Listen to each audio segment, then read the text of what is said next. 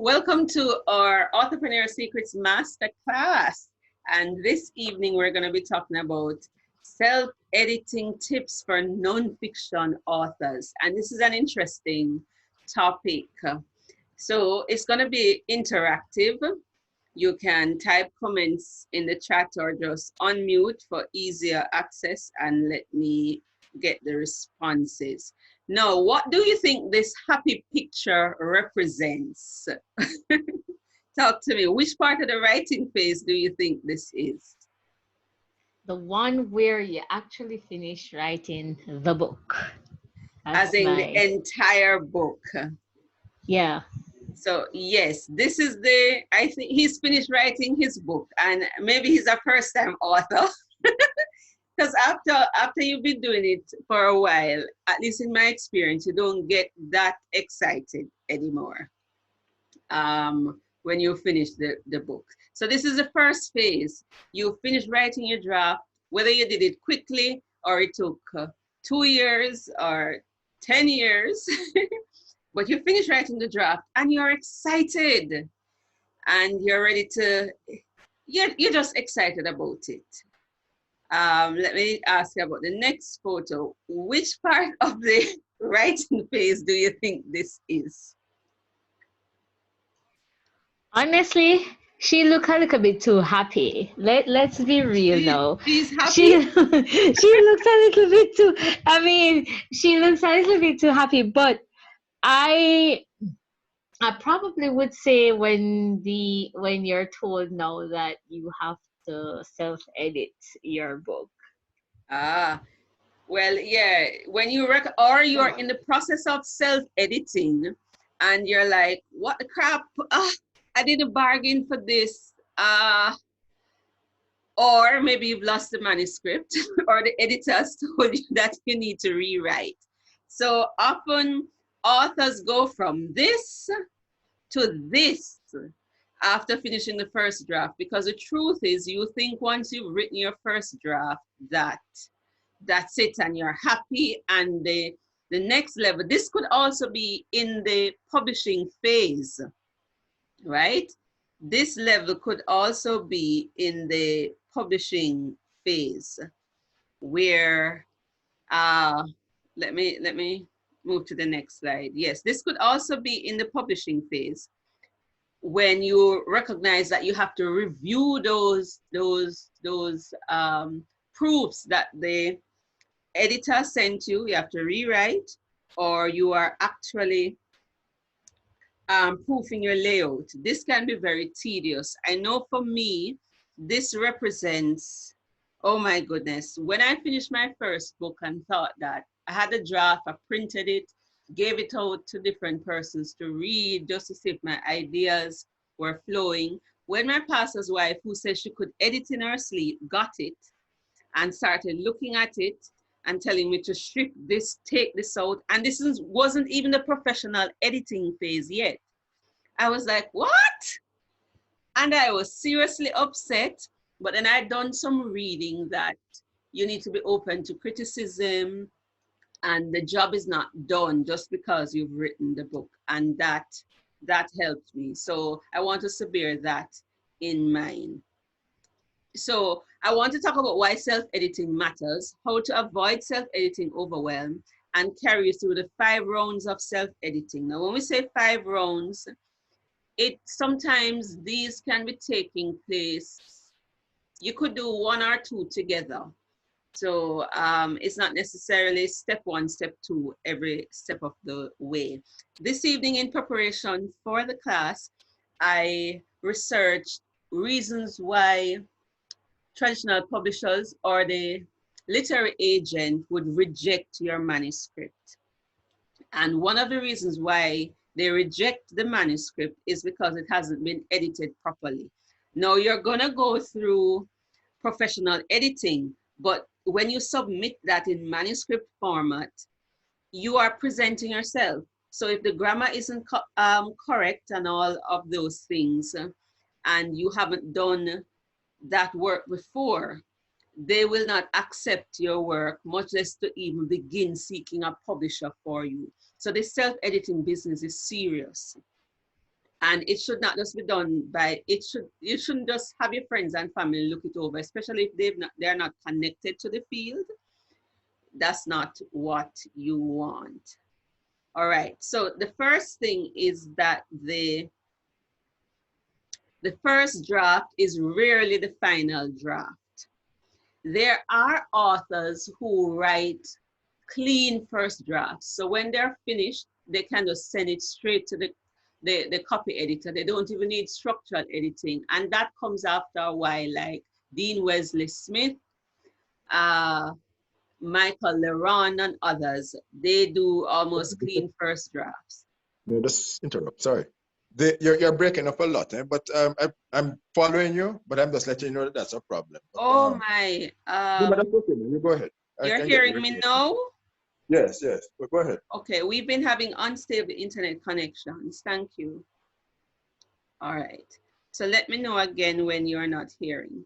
So the first draft is really the final draft. You're still gonna need some copy editing, but there are persons who write clean first drafts. So you must write your first draft with your head, with your heart, rewrite and edit with your head. So while the first draft can come out quickly, do not rush the editing, whether it's you self-editing or the professional editor. But we're just looking at the self-editing. Take your time. And this is where I want Raquel to share her experience. What was your experience like during your self-editing process? And yeah, just talk to us and tell us what that was like. Have I lost Raquel? I think I've lost her, Dr. Black, and you're the only one on. No, she's still here. Raquel?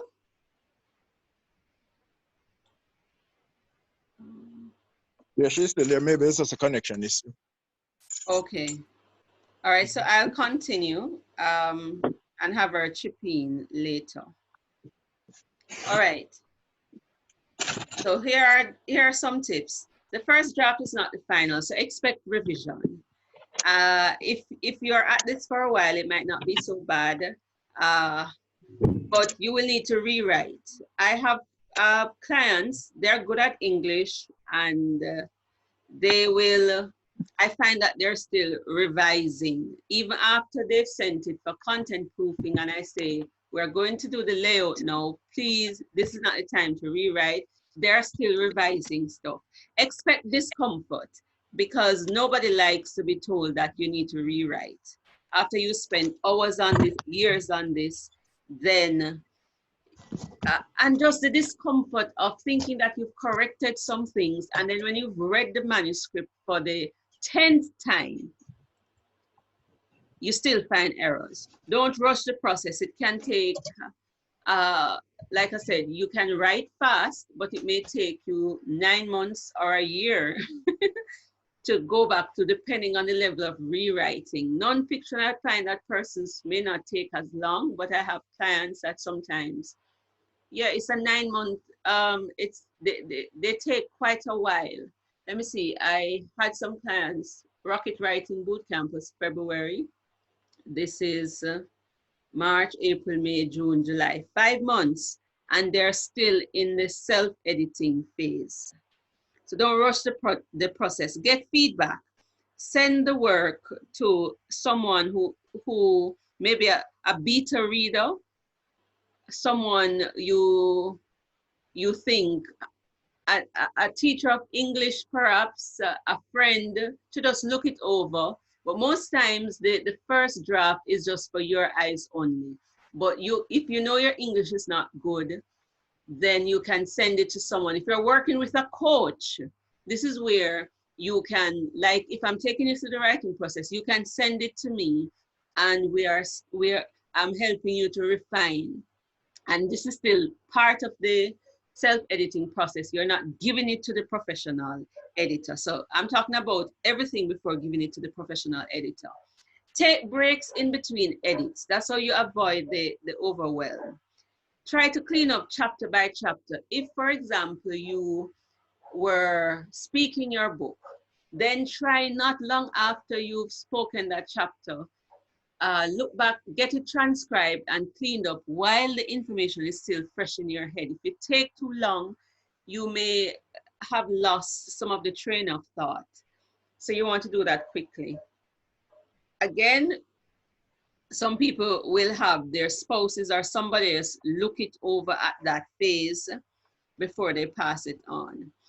In doing your editing, you want to edit with your book map in mind. What I mean by that is a message, the target audience, and the purpose. So you maintain that at all times to see, is my message coming across? Did I provide the right example to support the message? Am I addressing the needs of the audience? Is it meeting the purpose? Did I write it to meet the purpose? Or do I need to take out this, put this back in? You can make jottings of what are the points that you want the readers to walk away with? What do you want them to learn? And see if the story flows. Now, there are different kinds of nonfiction books. So take, all of these will not apply. If you're doing a devotional, a workbook, some of these may not apply, but definitely the message, the audience, and the purpose will apply. And you have to be clear what you want the readers to learn. All right, so these are some general tips that I got from Brian Tracy. He's written over 80 books. I try to write like Tracy, except that I write narrative nonfiction. So I'm using my story and my points of success to help others to win in these very areas. So I use my life as a lesson, and my books are around my own life journey and the lessons that I write, that I learn, and then I write it. All right. Memoir autobiography tips. This is key.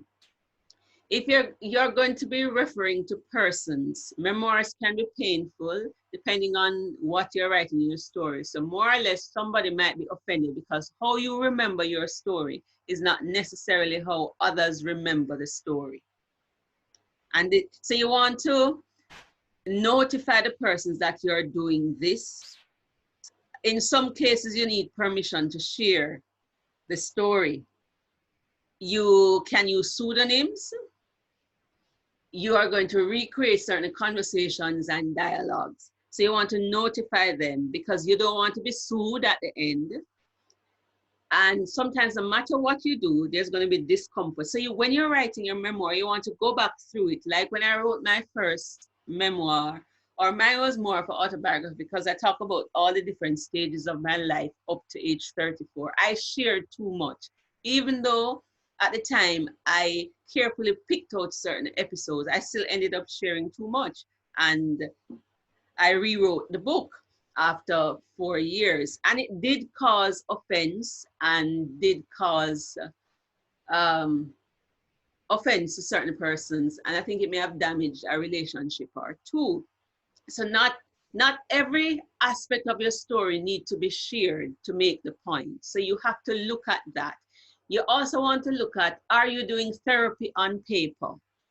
Because you're writing and it's not for you. Though you are the person writing the book, eventually the book is not for you. The book is for the reader. So you are trying to help the reader to inspire the reader to get their own breakthrough and inspiration from reading your thing. It's not for you. You find that writing can be therapeutic, but if you're getting very angry, and sometimes what you find in writing about episodes is that all you needed was a voice, and sometimes you may quit just writing all together, or you change the nature of it. So even a memoir, you have to say, what is the main point that I'm trying to bring across? And do not try to do therapy on the page. You need to be at a stage of overcoming, and having overcome, this is what you are sharing. So like for those in the Me Too movement, or those who have been sexual abuse or gone through painful things, you have to be very careful. Not everything needs to be shared to make the point.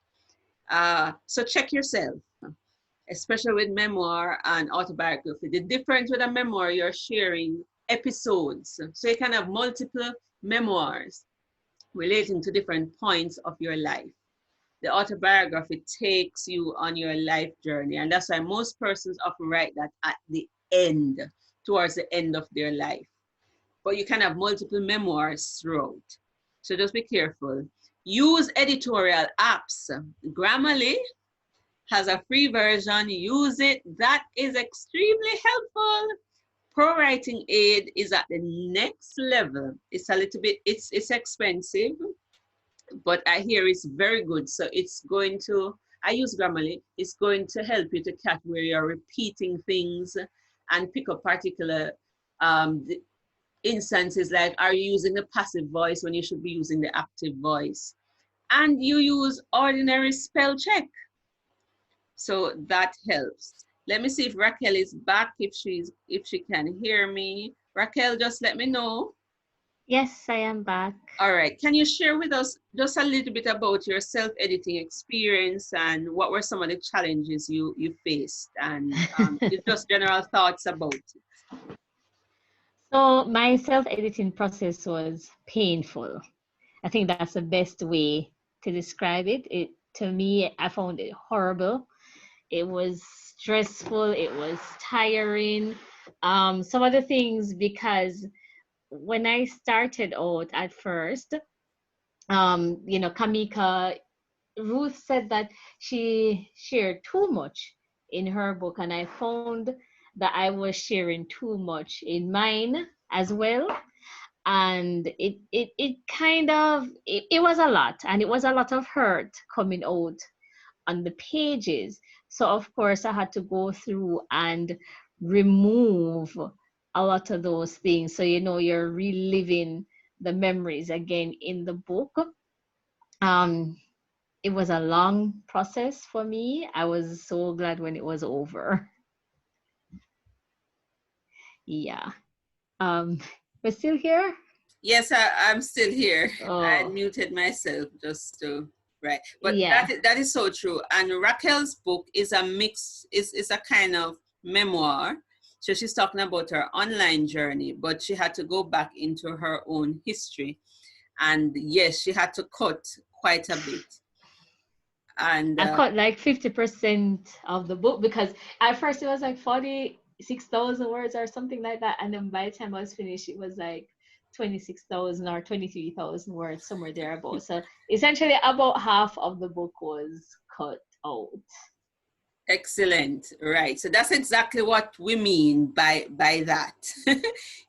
Why you need to self-edit, because you have to cut certain things, you have to restructure all of those things, and you want to do that before it goes to the professional editor, or else you're going to pay more money, and your rewriting phase is sometimes it will take longer.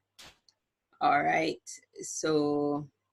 And not only that, like depending on the kind of book you're writing, the sad truth is you're the only person that can really do that first edits. Now you can get guidance, in my opinion, because I was writing like a memoir and it was my story. I think, in my opinion, for the most part, unless you're doing a specific type of book, like maybe you're writing a business book and then you go to a certain publisher that specializes in publishing business books, so they would have people on the team that would know certain things. So when you bring that book to them, they could like, no, this don't make sense, that makes sense. However, I really think at least the first set of edits has to be done by you, regardless of how painful it is.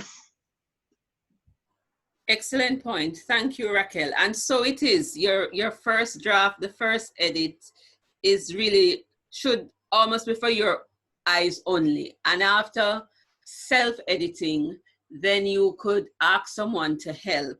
Again, this is all before professional editing. Thank you very much, Raquel. So what are the other steps? All right, so this is Tracy's system. Question, Doc? Yeah, man. I'm breaking up again. She edited her book. No, she edited her book herself then. No, she did this. The first one. No, she did the self-editing part of it. All of this is self-editing. She paid for professional editing after. So I think I need to make a distinction. Wait, so yeah, because like Dr. Black, I had to do. I wasn't hearing nothing. Sorry. Just have Oh, Portion. I'm no, but go ahead. Sorry. No, I was saying that I only did the first edit of the book, but I had to pay for professional editing because so I have very don't eat in here. So I have very bad vision, and even though I think I have a decent grasp of the English language, I know that my grammar isn't perfect. I use Grammarly and I have the premium version of Grammarly, but the honest truth is that it didn't catch everything. So I still knowing again that I mean my English I would say it's pretty good, but I'm not a professional. I decided it was best to pay for professional editing. But I did use all the tools that I could use to help me out. So I don't my book wasn't painful to edit, but there were still grammatical errors in there, and there were even things that I didn't know, like I was capitalizing words I shouldn't capitalize. I was writing in the passive voice. I mean, so it was structurally correct, but it was still incorrect. Understood. Right. And, And I and of want, course, the passive voice is a challenge only because we're this part of the world, and because I think for us with our British heritage, the passive voice is okay, but it's just the yes, Americans in the active.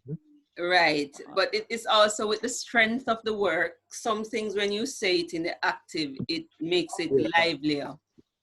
that's right. So the self-editing, I want to make a distinction, and I heard Dr. Black mentioning it there. There are some writers who are able to copy edit their own work. And so all they do is get a proofreader. And so these rules would apply, but generally speaking, we're talking about the edit before professional edit. This is after you've done your first draft and you are going through it before another eye sees it.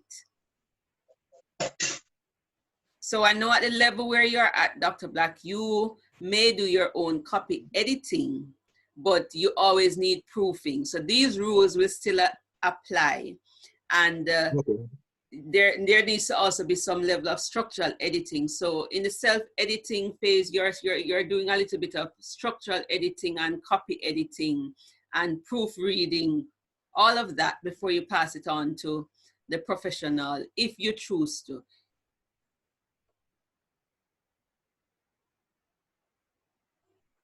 The first phase, read through everything. Every word, check grammar, typos, make sure your paragraphs are organized or you reorganize them, make sure each paragraph has a single idea, check your structure. Because when you're doing the first draft, at least the way how I teach you, you're just getting everything from your head onto paper. It's not necessarily in the best way it should be organized. So this is the phase now where you're reading through to put things where they really need to go and shifting paragraphs and all of that. So you do the first round reading is just to get a proper sense of it from start to finish. Then next, break up the text into bite-sized pieces. Again, it depends. This doesn't necessarily work for workbooks or a certain kind of memoir. If you're doing narrative nonfiction and you're writing it almost like a novel, you're not going to break up your paragraphs as much. So it depends. But if it's an educational self-help book, and depending on how you write your memoir, if it is like a teaching aid and your story is just the illustration, like I did with my book, Heartache Queen Unshackled, I had some other subheadings. So it depends on the flow and what you're doing, or if the chapters are even too long. But for readability, you want to break up the text into bite-sized pieces. So you chunk it. Every 3 or 4 paragraphs, you may want to insert a subheading. And check for the other parts of the book. What I mean by this, I will upload these things, but you can check for the parts of the book. Introduction, preface, acknowledgements, dedication. You're looking through to see if you have all of these parts, your references, and you're checking to see if you've included those things. Your preface. Now, there's a difference between the preface and the introduction and an epilogue. The preface speaks to the background, the story behind the book. The introduction is going to give an overview of the book. What are the benefits, what readers can expect. And it's a little different. The foreword is usually written by someone else giving an endorsement of the book, but they are familiar with you, and the purpose of the foreword is to help to sell the book. Their voice, their name carries weight, and so that is part of the marketing, why you use the foreword. And sometimes you put the person who did the foreword, their name on the cover, because it carries weight. It's going to help to sell the book. You don't necessarily need a foreword. You don't necessarily need a preface. Some persons, if it is a narrative nonfiction, they will go with an epilogue, but then an epilogue generally is not prologue, sorry. The prologue is generally for fiction books, sometimes in nonfiction, but it's really supposed to be in the character's voice, and there ought to be like a time gap outside of the regular story. And so it's a little bit difficult when nonfiction authors use this. And some nonfiction don't want conclusion. Writers don't want conclusion, so they use epilogue, which again is supposed to be another time gap, like an addendum to the story, not the main story. But some nonfiction persons use it like a conclusion. So just bear that in mind.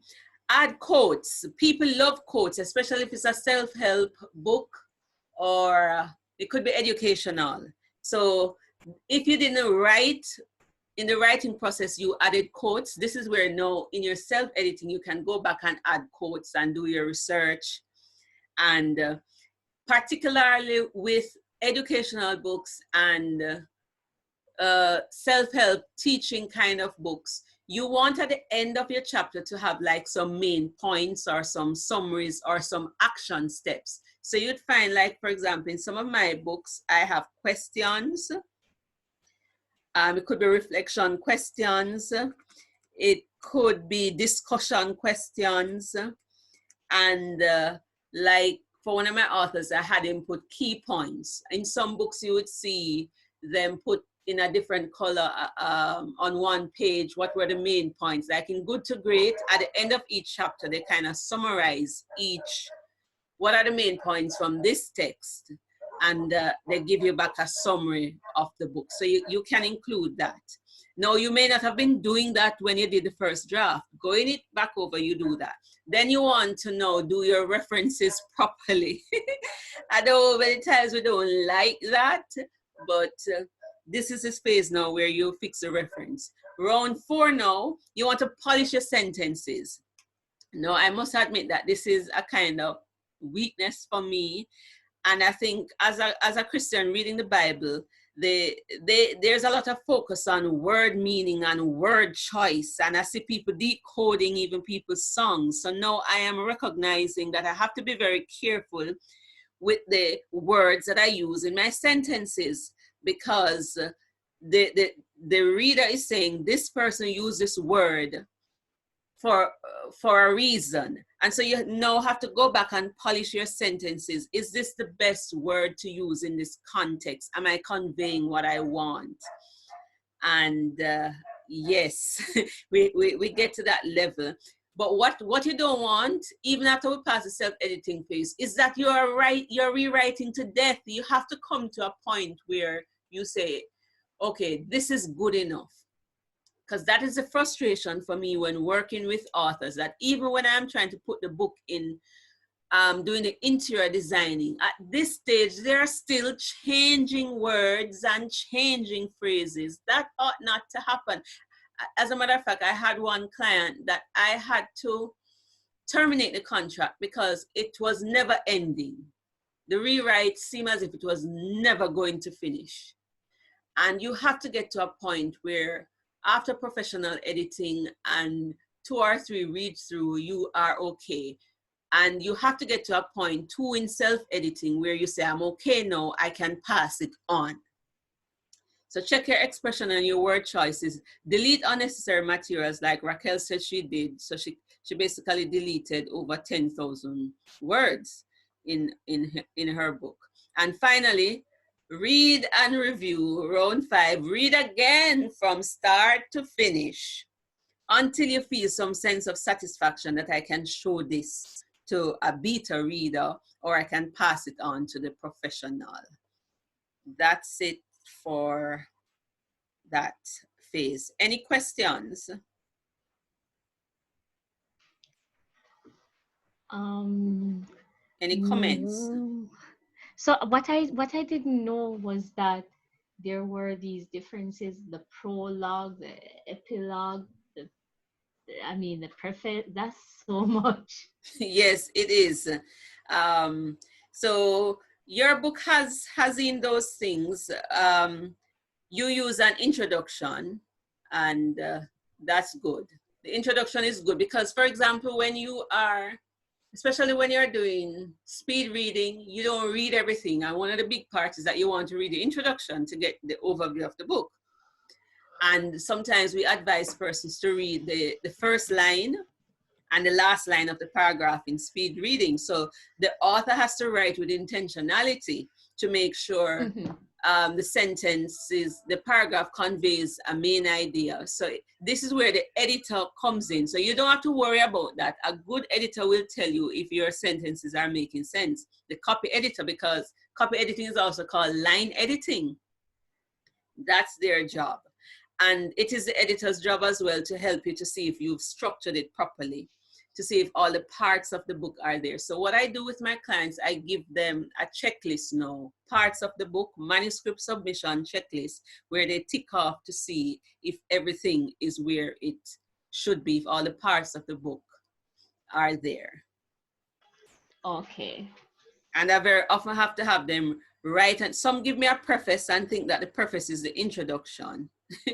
And I have to say, no, you need an introduction, because this preface doesn't tell me, give me the overview of the book, the breakdown, the benefits, that kind of thing. Because a well-written introduction is gold when it comes to writing the book.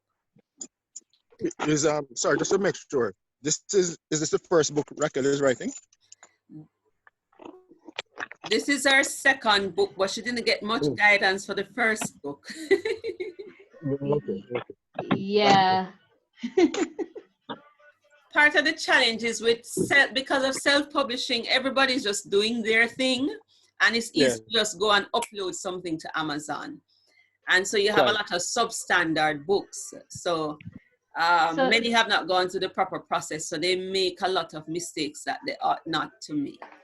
So Dr. Black, let me tell you, my first book, it was so crazy. I made up with a friend and I bought this course about making money publishing books on Amazon.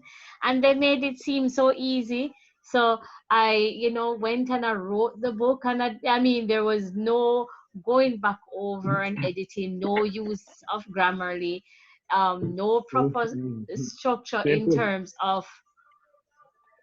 So it was a disaster. No, it wasn't even painful. It was an easy write. It was easy to write, but because I wasn't following a process, a guided process like what Ruth has, it didn't work out. Like, if I could find the book again, if I can find it before we've ended, I'll share it in the chat. But yeah.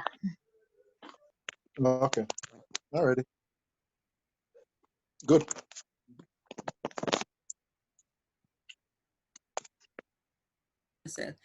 Finally, what I find is that if you've been doing like research papers, sometimes that helps, because the rigor that your lecturer takes you through is pretty much similar. Because when I was doing my first research and Dr. Black was my teacher, he told us, for example, narrow down your topic, narrow it down. This topic is too wide.